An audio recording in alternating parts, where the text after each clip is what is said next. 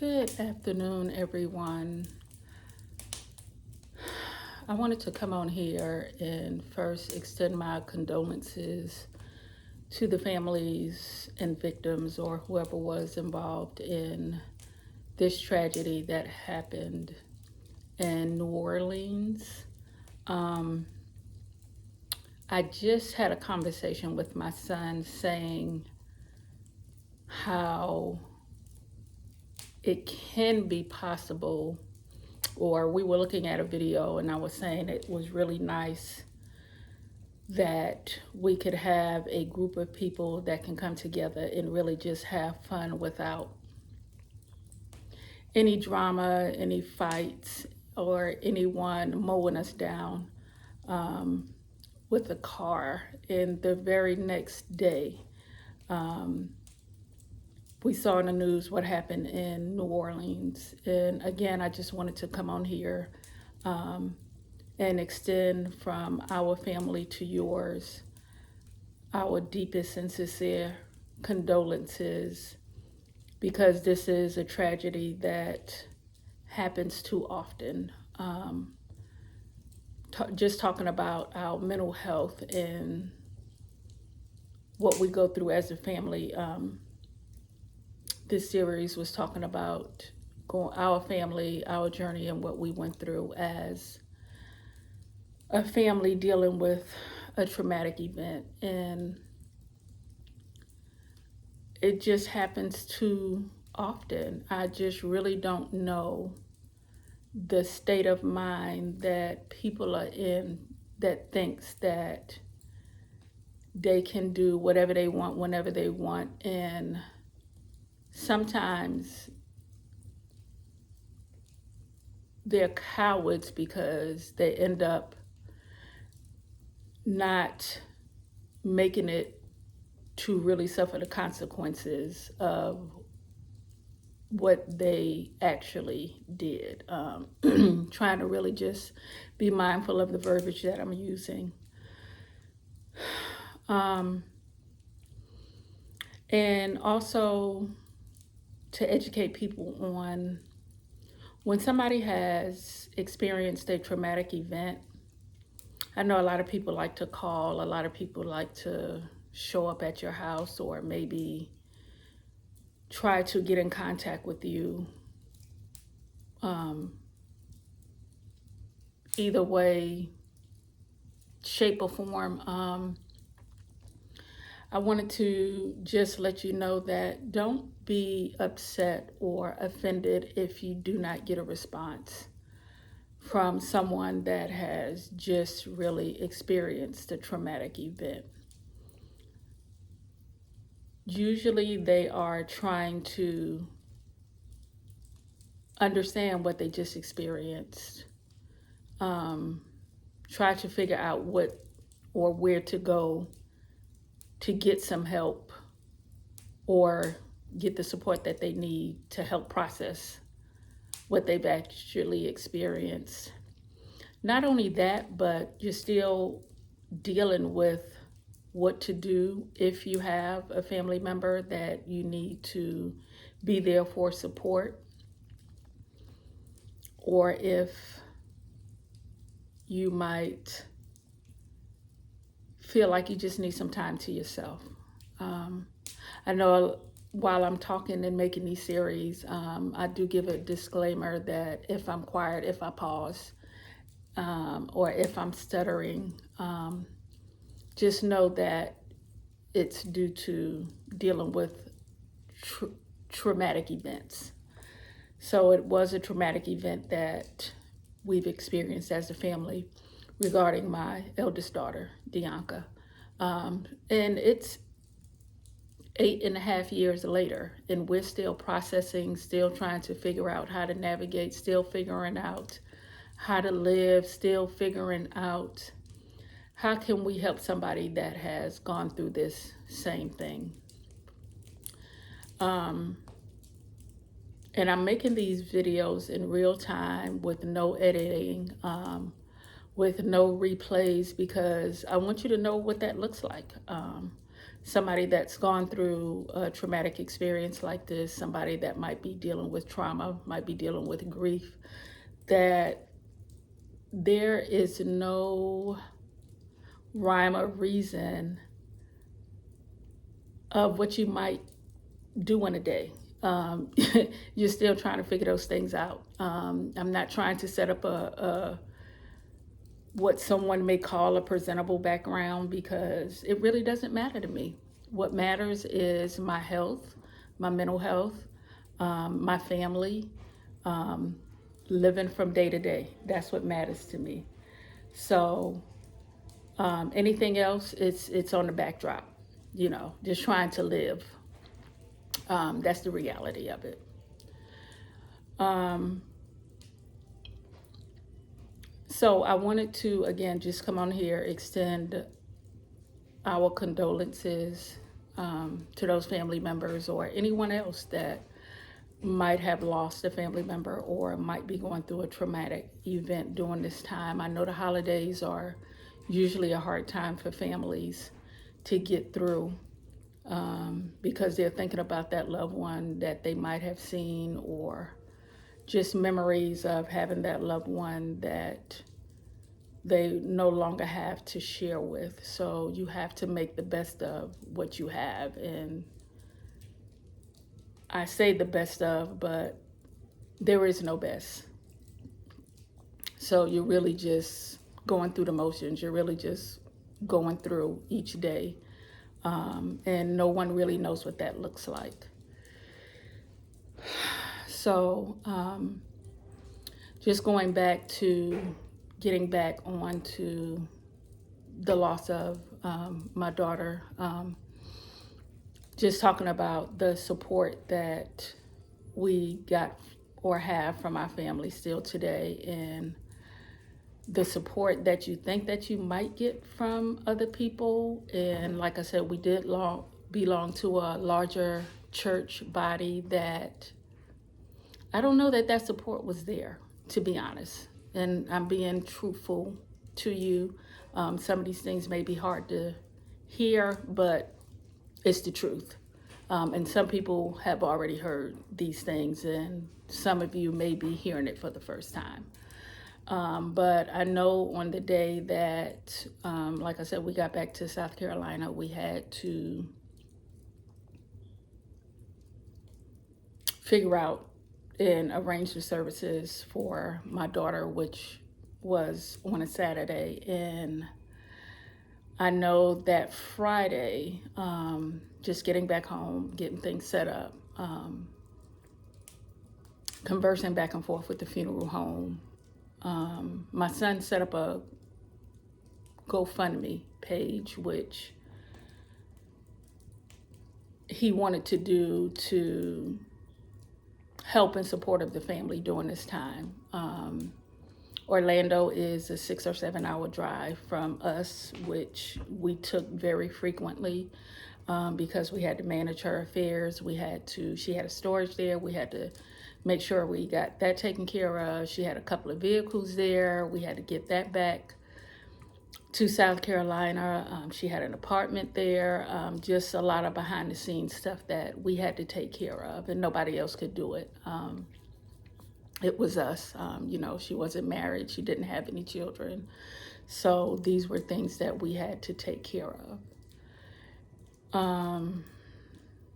And sad to say, but like I said, during that time, we belonged to a larger church. Our pastor at the time, I think, called my husband. This was Friday night. The event happened Sunday prior to this Friday. So 6 days later,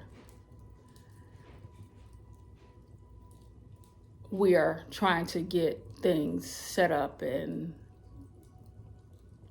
get the arrangements done to have the funeral on Saturday. So my husband gets a call from our previous pastor that is, for some reason, felt like he did not want us to have a GoFundMe page, because he felt like he could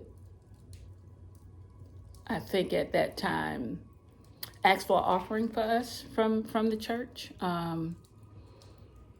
which really was none of his business, to be honest with you, just to be frank and honest with you. If you want to give support, but don't call us during a time that we've experienced this traumatic event and ask us questions about what we're doing. But given the nature of who I'm referencing, and I'm not going to call any names, it's your pride and your ego that gets you to this point where you want to call a family that's grieving, that just experienced a traumatic event, and ask them questions about what they're doing instead of asking how you can help. And it's mind boggling, and really, it's not the mind of Christ. You know, God charges us to love everyone, regardless of what they're going through, regardless of whatever situation that they're in. You know, the word says, without love, it's impossible to please God. And I don't feel like that was done in love. Like I said, there was no offering that was taken that was given to us anyway. So I don't know, why that was asked. But again, this is a journey that I'm discussing with you all about what we've experienced as a family. So I'm not saying that this is what, or a mirror to anybody else and what they might be going through. This is our personal experience. So going forward, to be honest, my husband was one of the elders in the church at that time. He was very active. So it's not like people didn't know us. And the support that we got, I would say,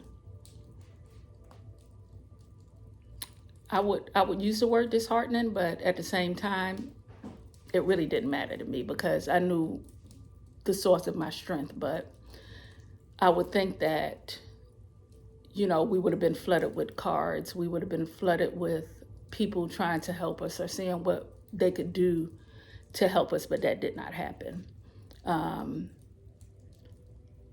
So when we had the funeral on that Saturday, we actually left town just to get some time to ourselves. Just, we've been dealing with this all week, just to really try to get some time to ourselves before we got back home. And the week after that, we had previous friends of ours or previous fellow sisters and brothers in Christ that made sure we had something to eat, that, was there to support us. But I will say that the church family that we were involved with at that time gave us nothing. and I always reference, we didn't receive a $5 CC's pizza during the time or the week or weeks following this event. And again, like I said, this might be shocking for some, but it's the truth and reality of it. I think my husband went to work maybe a week or a week and a half after this event, and he ran a thrift store for the church. And there were also some churches that was connected to ours out of town that I think maybe sent, I'm going to say 2 or 3 flowers during that time, but they sat at the home. I'm going to say that this is the home office here in South Carolina, sat at the home church so long that I think by the time they were sent to my husband, they needed to go in the trash. So needless to say, it never made it to our house.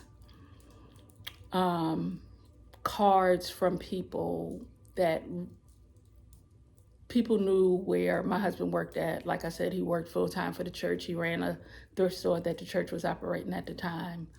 That wasn't flooded with people who were wanting or willing to support for whatever reason. So I don't know what was going on behind the scenes, but I think one person mentioned to me that it was announced or said in a leadership meeting that we wanted some time to ourselves, which is a given. I mean, it's a no-brainer, of course. We're trying to navigate and really still digest what we've just experienced. Does that mean that you don't send cards? Does that mean that you don't extend your support or ask somebody what they may need or what you can do to help? Order them some food, have it sent to the house. um, I don't know, but it didn't happen. Like I said, from the immediate church family that we had. So, no shade, no hate. It's just the truth. You know, I am a woman of truth. People who know me know that I'm really straight to the point. I don't have the energy to entertain things that are not true or try to support somebody who's not living in their truth. And most of my direction comes from God. There's a human side of me. Of course, we're emotional. Of course, we have feelings and we have to sort through those things. And that's just the reality of it. But so my husband was still going to church at that time. I'm not sure how long I sat out of church before I went back, but I do know when I went back, and like I said previously, during this time, I'm really seeking God, talking to God, just seeing how He would direct me and what I needed to do or what I needed to do to keep myself in a good mental space and as good as to be expected given what I was going through. So when I did go back to church, it just felt like I had a target on my back for whatever reason. I'm not saying that is true, and I'm not saying that this is what people did. I know that there were a lot of stares. Maybe people was trying to see if I was okay. Maybe people, I don't know. I don't know.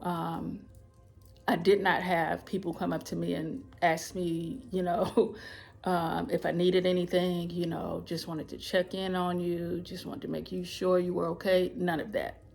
So it was, I don't know if people just don't know what to say during times like that. And that's understandable. A hug, sometimes you don't have to say anything, just be there for the person. I didn't experience that.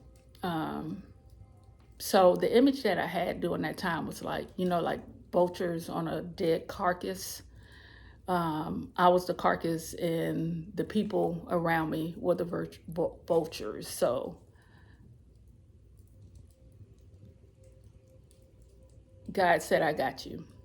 So I sat out of church some more because, like I said, I didn't really feel the support that I needed when I came back. So I just had to sit with myself, sit with God, just talk to Him about me, And again, I'm dealing with me. It doesn't matter what's going on around me. It doesn't matter who's around me. If you couldn't support me, then I didn't need you, to be honest. It's a hard pill to swallow sometimes, knowing that you are not getting the support that you think you should have, but I guess it's just expected given the position that my husband held at the church at this time. I'm kind of a behind the scenes person. I don't have to be up in the forefront. I don't have to be seen. I don't even have to say anything. And I'm fine because, like I said, I know the source of my strength. So it's not like people didn't know who I was, because they did, They knew my husband, so they knew that, I'm his wife. They knew our children. But again, most of our support came from an outside source. And like I said, these were people that we just knew and had a friendship with, or people just knew us over time. That's who were there for us. So, I mean, and I guess at that time, the Lord was just really showing us who was for us, and who would be for us and there for us, for whatever we needed. And we are grateful and thankful to those who did show up. After I got to the point where I felt safe, I did return, but it was very strategic, the way I integrated back to going to church on a regular basis. During this time, when I say it was strategic, I did a lot of crying. I could get a text message saying, well, hey, hello, just checking on you. I mean, anything was triggering to me, that, so I didn't really want to be around people in that state. And I don't know if it was because I didn't feel safe, or I just needed that time to myself. And it probably was a combination of both. And I don't know how long it was before I actually got to the point where I just wasn't crying constantly. I had a social network of friends, that really, over a period of time, just became zero. I began to seclude myself at home, didn't want to go outside, didn't want to deal with people. And this is just a part of the grieving process. It's nothing that I feel ashamed of, or that I'm not willing to share, because this might be something that somebody might be feeling. So I want you to know that it is a part of the process. 8.5 years later in, I am still not as, I'm just going to use the word outgoing. So I don't go out as much still as I used to. I am able to, hold conversations with people. Wasn't able to do that at first, without crying. Again, I said this is the first time that I'm really able actually to talk about our story. When I first started going out, going to the grocery store, going into different stores, I just felt like people were looking at me. I felt like, especially those who knew me, said that, well, yeah, that's the lady who lost her daughter. And of course, I'm not a mind reader. I'm just telling you what I felt. So that caused me to seclude myself more. But the mind is something else. You really have to tame it, or it will have you out of control. So just learning to reintegrate back out into the social life took a long time. And again, I'm still not 100% there. I would say maybe I'm 50% there, because I can go out and will go out, but I just don't have the desire to do so, but I will. Whereas during the first stages, I didn't do it at all, unless I had to go to the doctor or, an appointment of some sort. But, this is just a part of what that journey looked like for us. I do want to open dialogue. So if, like I always say in my videos, if you have any questions, or about how we are still navigating this journey, or any questions that maybe I can help you with, please comment, like, and subscribe to my channel. Like I said, this is a series, so these are not going to be hour-long videos, because, again, like I said, triggering, and I want to make sure that I'm not rambling all over the place when I'm talking to you all. So Just let me know if you have any questions, any concerns, and we will continue on this journey. Thank you and enjoy the rest of your day.